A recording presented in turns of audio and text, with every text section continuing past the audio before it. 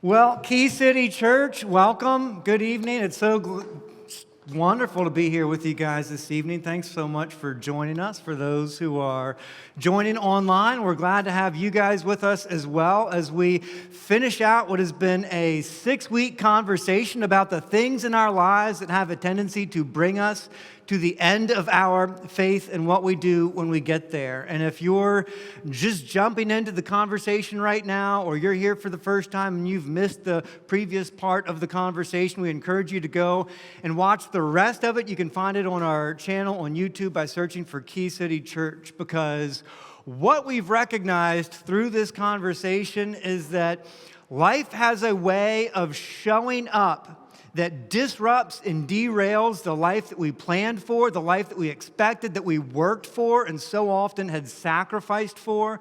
That when we find out that the job that we were working in is no longer needed, the relationship that we've been in is no longer wanted, that she doesn't want it to work out and he doesn't want it to work out, that the prognosis isn't as good as the doctors thought it was going to be, that things have changed and they're not going to change back. That this is life. And life shows up like this for everybody, that we've either gone through it, we are going through it, or at some point in the future, we will go through it.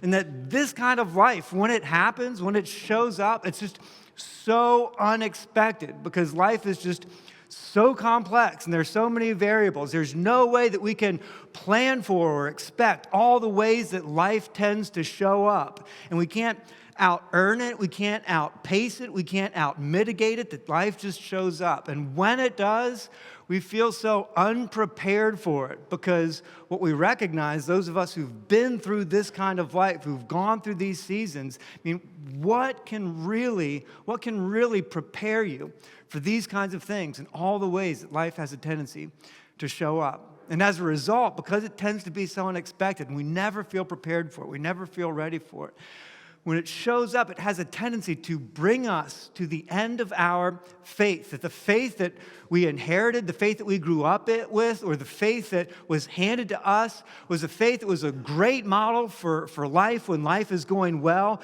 but it just wasn't sufficient for when life actually showed up. That the resources, that the tools weren't there from the faith that we inherited to prepare us for the way that life has a way of showing up. And we found ourselves, when life actually showed up, we found ourselves with a faith that just wasn't sufficient for life. And it brought us to the end of what our faith could do for us. And what we discover is that one of two things will happen there. That our faith will either go, that we'll find that our faith is just insufficient for life, and so we'll cash it in for something that is sufficient, or our faith will grow. And what we've discovered in this conversation, that it's actually only when we come to the end of the faith that we know, that our faith has the potential to grow. It's only when we see the insufficiency of our faith, when we see the limits of our faith, that our faith actually has the potential to grow.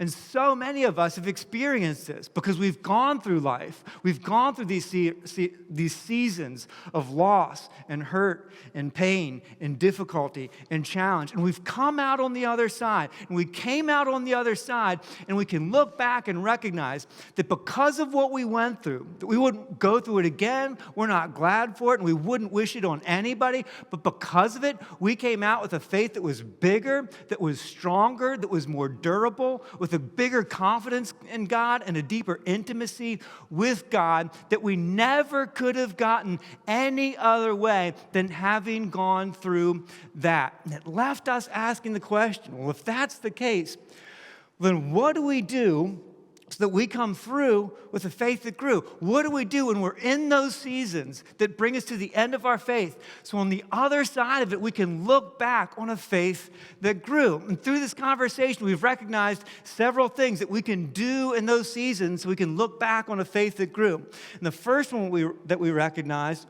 was that we can accept what we're feeling, the internal experiences, to experience God's comfort and healing. That so often what makes those seasons so difficult is the stuff that's going on inside of us. And it's the stuff inside of us that has the tendency to unravel us. And for most of us, in the families that we grew up in, because of our childhood, because of our culture, society, or the faith that you inherited, You never learned how to deal with that stuff. Or the way that you learned how to deal with that stuff was to stuff it down, to shame it away, to ignore it, or just pretend like everything was okay. And what you learned was that that didn't work. And you knew it didn't work because it never worked. It never went away. And what we learned along the way in this conversation, that God is a God, that our God is a God who offers to comfort us. And those internal experiences, those emotions, those uncomfortable feelings, is something inside of us saying, I need healing. And when we shove them aside or ignore them or distract ourselves from them, we miss out on the healing that God wants to bring to us in those seasons. And so God's invitation to us is to accept and welcome those internal feelings, to welcome them and allow our Heavenly Father to provide those feelings with the comfort and healing that restores us. So we accept what we're feeling to experience God's comfort and healing. We accept the life, and you accept the life in front of you and be open to what God is wanting to do. That so often when life shows up, our tendency is to push back and resist it because we did what we were supposed to do, right? We followed the rules in life. We did what we were supposed to do, and life didn't come through. Life didn't play fair. Life didn't follow the rules. And when life happened, what we tend to do is push back and resist it because it wasn't what was supposed to happen. It wasn't what should have happened. It wasn't what should have happened based on what we had done. That we played fair and life didn't. And our tendency is to reject everything that happens after this because it's not what should have happened. It's not what's supposed to have happened. But what we discovered is that God invites us to see, look, in all things, that He is working for good. And His invitation to us is instead of turning away from and closing our eyes to and closing our fists up against the way that life tends to show up, to turn around with open eyes and open hands and be willing to accept life just as it shows up. And recognizing it might hurt and there might be pain and there might be difficulty and accepting the life right in front of us, but that God's comfort and His healing is sufficient for us. And God's invitation is to accept the life in front of us and be open to the good that He's wanting to do there. Because even in the hurt and even in the pain, God is working good together. And if we resist it, we miss it. So God's inviting us to accept the life in front of you and be open to what He's wanting to do, and to accept as well, to accept that it's in the waiting that God's working.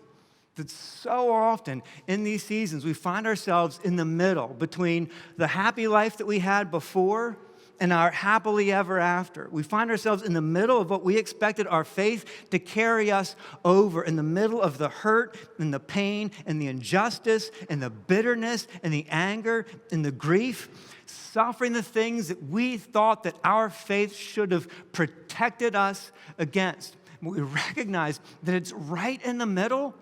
It's in the waiting that God's working. And He's inviting us to persevere through it. Because what we're learning in the perseverance, God's giving us experience. That we're experiencing day by day that God is enough.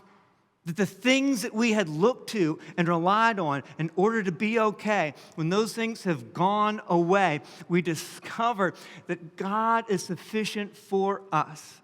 And day by day, when we go to God with our empty cup, with nothing to point to claim our value, with an empty cup that we can't fill on our own, that we find that in that hurt, and in that fear, in that isolation, and in that loneliness, God gives us enough. And we discover experientially what we had only before known theoretically, that God is enough.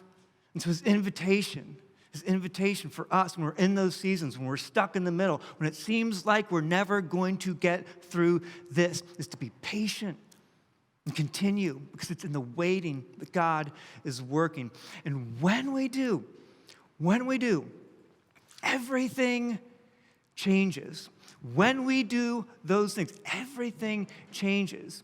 And the everything is the thing that we're going to learn about from someone today named Paul. And we've been learning a lot from Paul throughout this conversation over the past 6 weeks.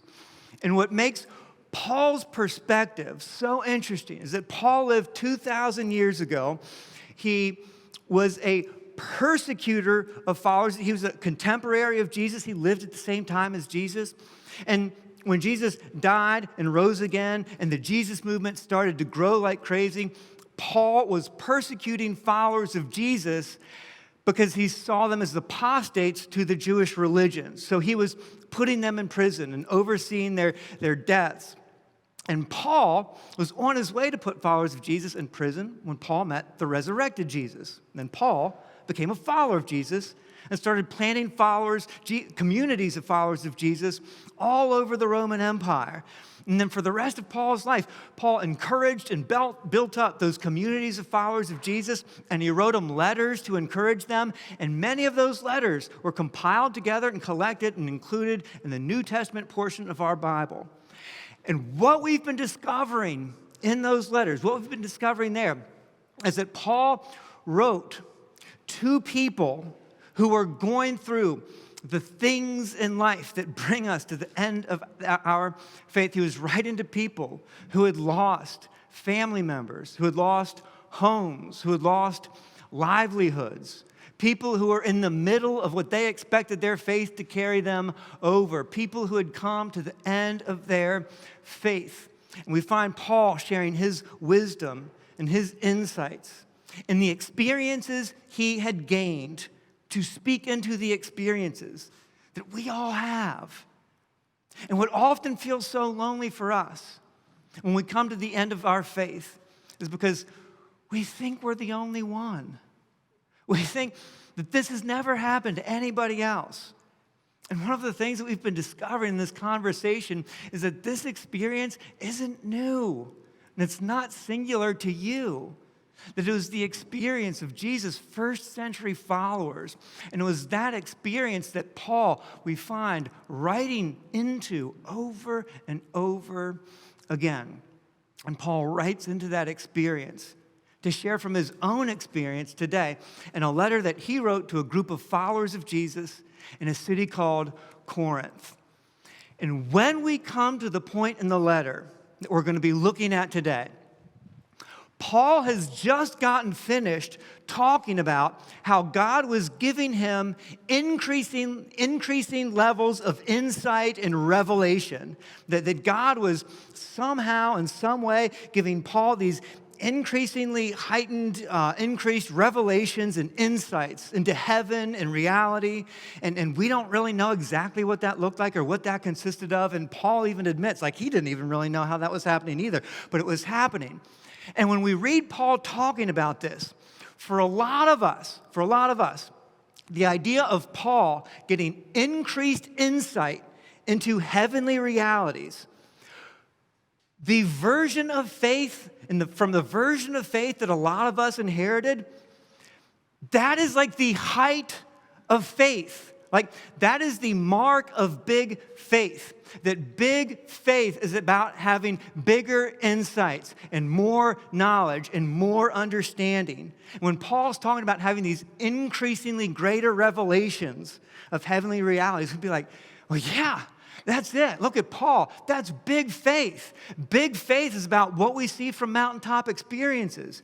Big faith is about knowing stuff. Big faith is about having Bible facts and be able to repeat back Bible facts. Big faith is about having a whole bunch of Bible verses memorized, being able to repeat them back. Big faith is about knowing stuff. And Paul says, no.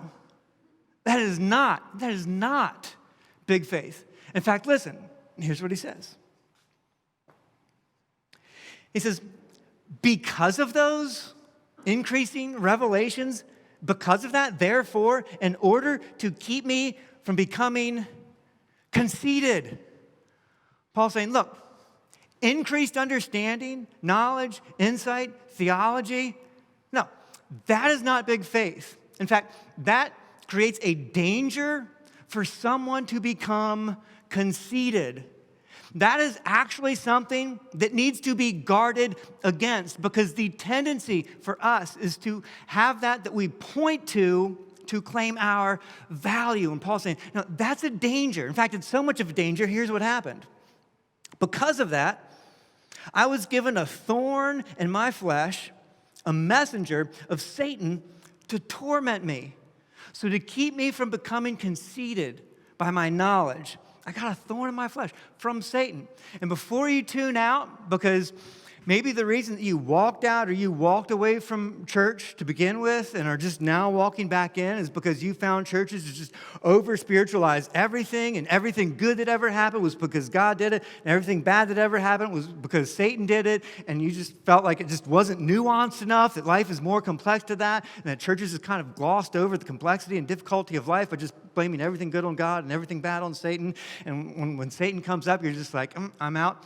But listen.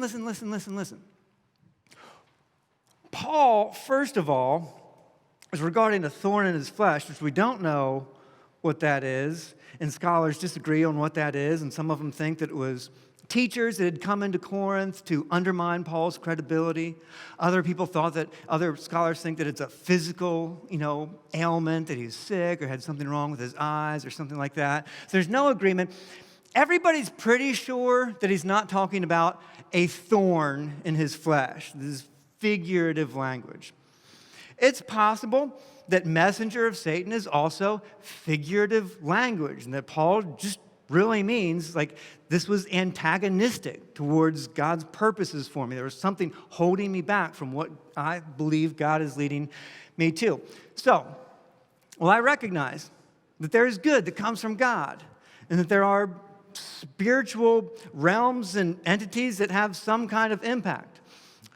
We don't have to conclude that everything bad comes from Satan, and we don't need to overly spiritualize what Paul is talking about. Paul has left it sufficiently vague.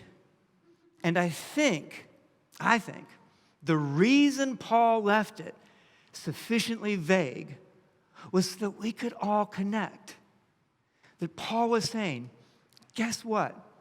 If you've ever been in a place where you had something that just wouldn't go away, where that something had changed and it wasn't changing back, if you ever had something that brought you to the end of your faith, Paul's saying, me too. I get you. I've been there too. In fact, here's what Paul says. 3 times I pleaded with the Lord to take it away from me. Paul's saying, have you ever laid in bed awake at night because you couldn't sleep because of the way that life had shown up? Because of what life had cost you or what you had lost? Have you ever laid awake in bed at night not able to sleep, just praying that God would make it go away? Praying that he'd take it away, praying that he would change that thing that you couldn't change, that if God wanted you to go on, he was going to have to make this go away. Did you ever pray those kinds of prayers and ask God that if he's really good and if he's really all-powerful, why doesn't he make this go away? Paul's saying, have you ever prayed like that? Yeah, me too. I've prayed those prayers. Paul, who met Jesus, the resurrected Jesus, face to face, Paul, who had increasingly greater revelations of God's heavenly reality, Paul said, I've lied awake in the dark and lonely night, praying the same prayers you have, that God would make it go away. I get you. He said, here's what happened. But he said to me, for those of you who've prayed those prayers, how much would you pay? Like, imagine getting out a check and writing whatever amount. How much would you pay to get a verbal response from God to those prayers? Right? How much would you give to get God to respond to you? When you ask God, why don't you change it? God, why don't you take it away? God, how much longer? How much longer are you going to keep me in the middle? How much would you pay to get a response from God? Paul says, well, guess what? He responded to me, and maybe the same thing he responded to me, he'd respond to you too. So here's what he said to me, and I'll tell you for free. Here's what he said. My grace. Grace. Grace is God's unconditional, unmerited, unearnable, unlosable favor and acceptance and approval of us. God's grace is the fact that God is unconditionally, irrevocably for us, for our best. That the God who is above and beyond and in control of and responsible for all things is for us. God says, my grace, my for you, the fact that I am for you is sufficient for you. God's response to Paul's prayer is that my for you is enough for you. That if the God, that me, the Creator God, who is over and above and beyond and outside of and in and through and responsible and control of everything is for you, trust me, that is sufficient for you. And Paul would regard this later in another letter that he would write called Romans. Paul would regard this in this way. He'd say, if God is for us, who can be against us? If the God who's in charge and over and above and has power over death itself is for us, what can be against us? If God is for us, who can be against us? And if God is for us, that's sufficient for us. Listen. Just think, let your imagination go here for a second. If you were completely convinced that the God who is above and over and in charge of and has power over all things, even death itself, if you were completely convinced that that God was for you and your very best, what would you do? If you are convinced that God is for you, what would you stop doing?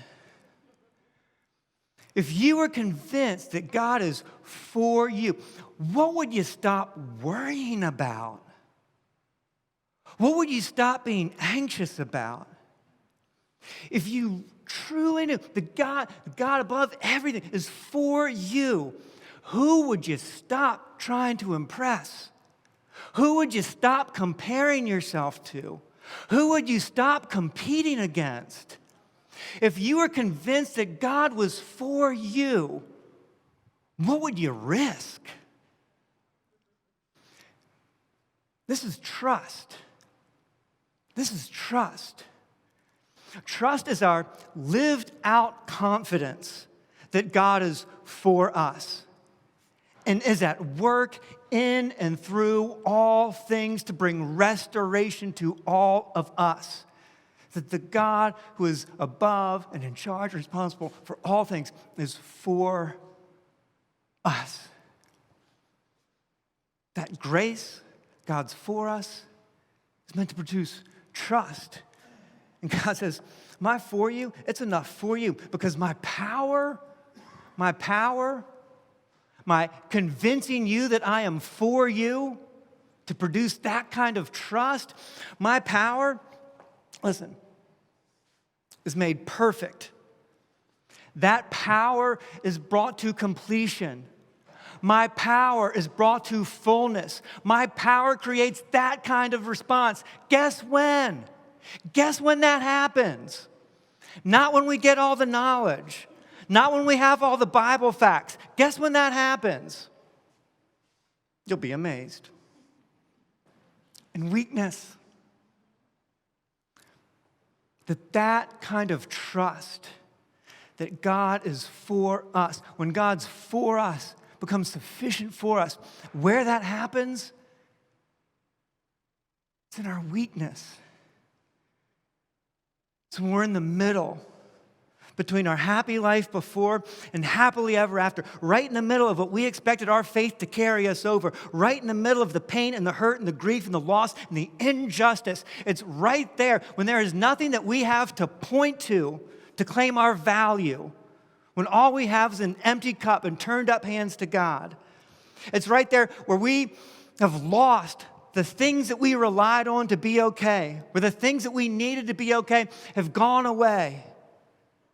The things that we thought would be enough for us weren't enough. It's right there. It's right there in the weakness. When we're at the end of ourselves and the end of our faith that we discover that God's for us is sufficient for us. And it produces a trust that changes everything. Listen. When we discover God's sufficiency, that His for us is enough for us, when we discover His sufficiency, it sets us free. We become free. We become free from fear. The fear that comes from the belief that in order for me to be okay, there's something out here that I need. The belief that I'll be okay as long as I have my job, as long as I have this income, as long as the kids are healthy, as long as this relationship works out. The belief that my enough is somewhere out here in the people and conditions and circumstances of my life, that produces this fear-driven need to get and protect and to maintain the things out here so that I can have enough to be okay. When we understand that God's enough and our weakness, when we have nothing left, when the things that we look to be okay have all gone away, and we discover that God's for us is enough for us, enough is no longer something out here that we have to get. Enough is something that we already have, that we live with enough. We're no longer afraid of losing or missing out on or having to control the people and conditions and circumstances of our lives to make sure that we're going to be okay. We live the confidence that whatever happens, whatever comes along the way, at the end of the day, we're going to be okay. That God's for us is enough for us. And that doesn't create a cold detachment from the things of our lives. It actually allows us to enjoy the things of our lives more. Because you can't enjoy something that you're afraid of losing. And when we discover that God's for us is enough for us, we're not afraid. We don't have to hold on to and control and protect and maintain everything. We can receive everything as gift. And you live your life with a new sense of peace and joy and meaning and purpose. It sets us free. God's sufficiency, it sets us free from fear and sets us free to love. Because when my disposition towards my life is no longer to control the people and the circumstances and the conditions to make sure that I have enough. When I'm no longer trying to get from my circumstances, when I'm no longer living to get from the people in my life, my disposition becomes to be for. When I don't need from the things outside of me, I can give into the things outside of me and the people outside of me. That's love. Love is when I can take my best and contribute it to the best of the people around me. And when I'm convinced that God's for me is enough for me, I'm not afraid of running out. I'm not afraid of the cost. I'm not afraid of the sacrifice. That I can pour my best, my resources, my time, my energy to those around me and leverage my best for their best when I am convinced that God is for me. And because of this, here's what Paul says. He says, because of this is why. For Christ's sake, because Jesus has proven to me that He is for me. He laid down His life for me, to prove that He's for me. And I've discovered His sufficiency in my weakness. This is why I delight I delight in weaknesses. I delight in insults. I delight in hardships. I delight in persecution. I delight in difficulties. I delight when God brings me every time to the end of my faith.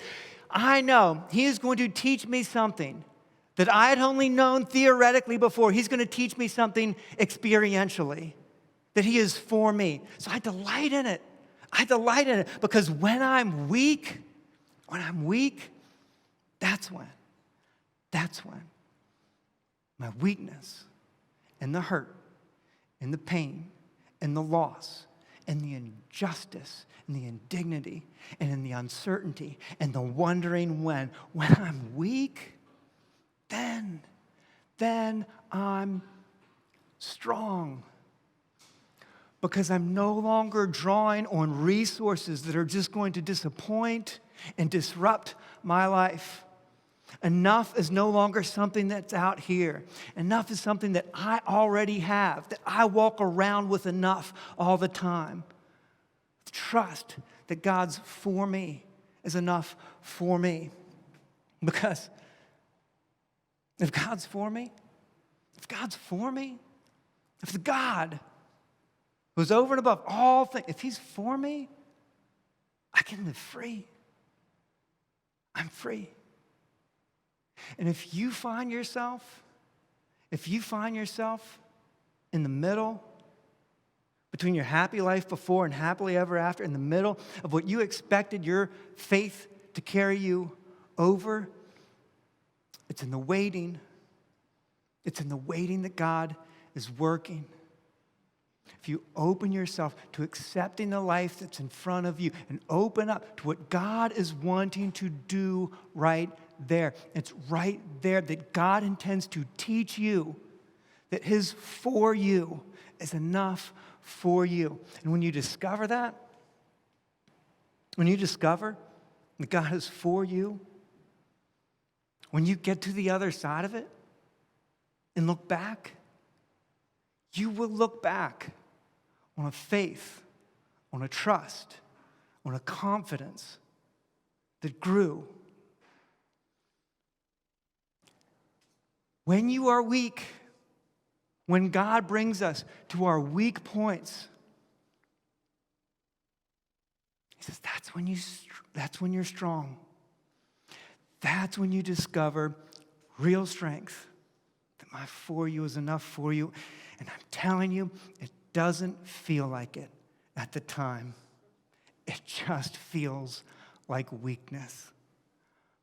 But afterwards, after the storm, when you're standing in the boat and the wind has died down and the waves are calm and everything gets quiet and you're out of breath and Jesus looks you in the eye and says, "Where is your faith? Where is your faith now?" It just grew, didn't it? It just got stronger, didn't it? It just got a little bit bigger, didn't it? It just became a little bit more durable, didn't it? You just got a little bit more confidence that I am for you, didn't you? Yeah. Your faith just grew. Now you know experientially what before you had only known theoretically. I'm for you. And it's enough for you. This is the most important work that God is doing in the world right now, convincing us that He is for us. It's the work that He's doing in you, and He never gets tired. He's never in a hurry. He's never trying to rush through it. He has all the time in the world, and He never lets anything go to waste. This is the work that God is doing right now, and He's doing it in you and in me. And He's doing it right here at the end of our faith. You guys pray with me.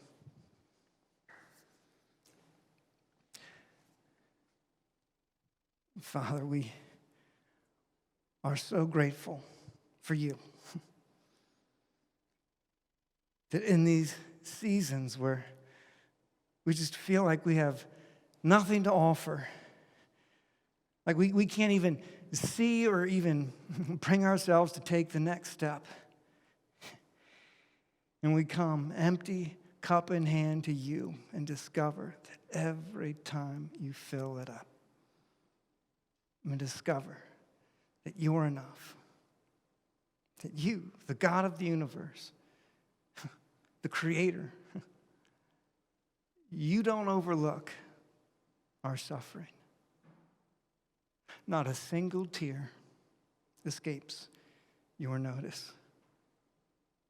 And in these seasons of waiting, we just pray for you to take it away.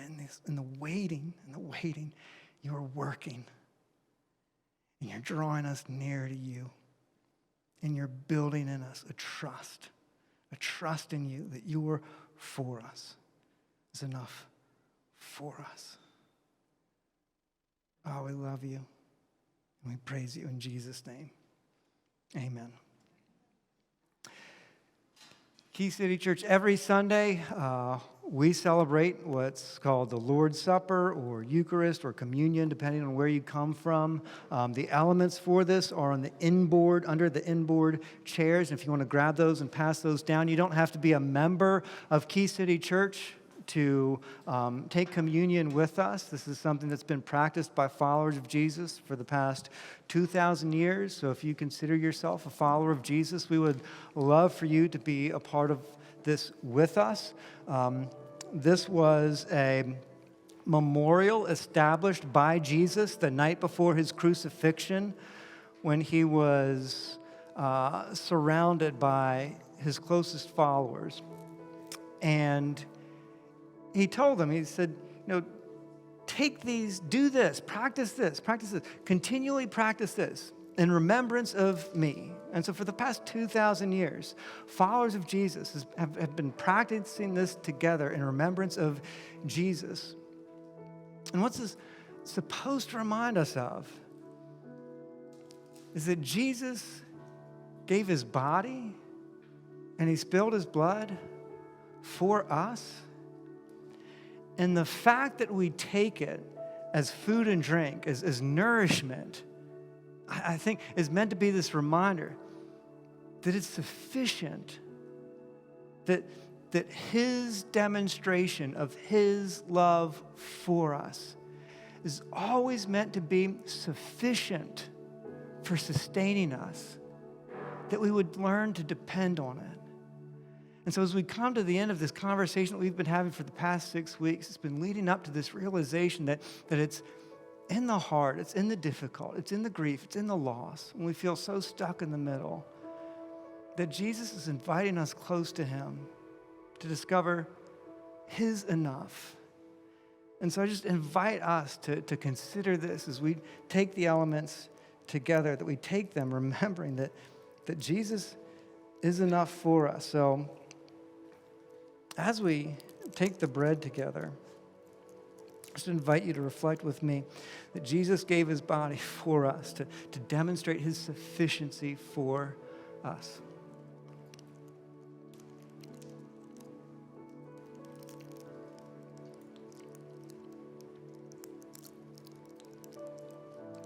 And as we drink together, to remember that Jesus gave his blood as a sacrifice for us, again, to demonstrate that he is for us. He didn't come asking for our sacrifice or demanding our blood, but to give his for us, that it'll always be sufficient for us.